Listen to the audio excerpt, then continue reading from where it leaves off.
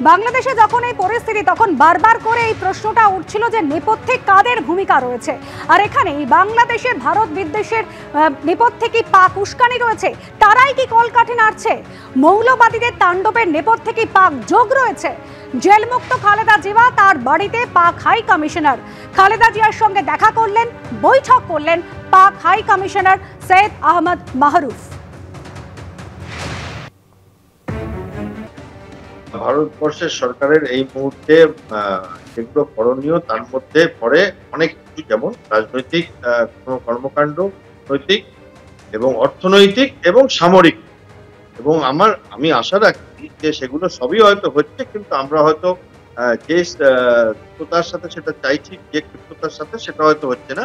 কিন্তু কোথাও আমার মনে হচ্ছে যে ভারতবর্ষের একটু এই রকম একটা বিশৃঙ্খল অবস্থা, যেখানে হিন্দুদের ওপর অত্যাচার এবং অন্যান্য যারা সংখ্যালঘু আছেন বাংলাদেশে তাদের উপর অত্যাচার হচ্ছে, এবং সেখানে পাকিস্তানের একটা উল্লাস আসছে, চীন একটা কিছু এমন পদক্ষেপ নিচ্ছে এই সময়, যেটা বলা যায় একরকম ভাবে যে বাংলাদেশের উপর অতিপ্রীতি এবং ভারত বিরোধী এই সময় খোলা জলে মাছ ধরবার পদক্ষেপ। যেখানে আমার মনে হয় ভারতের এই চারটে যেগুলো বললাম সবকটাই 1 ডিগ্রি ওপরে চড়িয়ে দেওয়া উচিত। এখন কূটনৈতিক ছাড়া খুব একটা বেশি অ্যাকশন আমরা দেখতে পাই।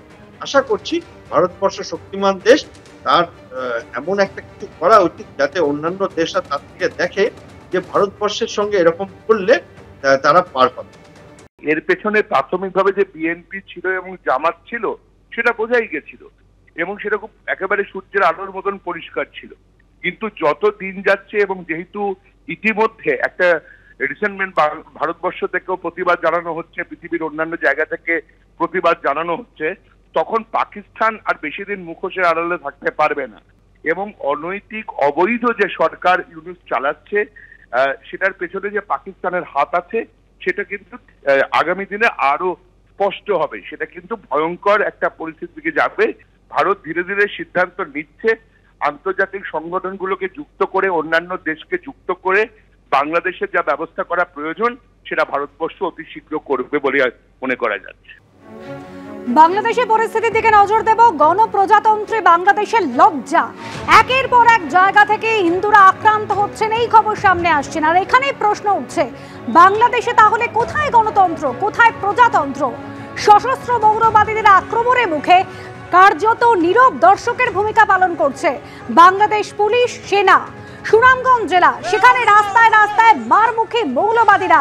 ভাইরাল ছবি, যে ভাইরাল ছবিতে রীতিমতো হুমকি দিতে দেখা যাচ্ছে হিন্দুদের।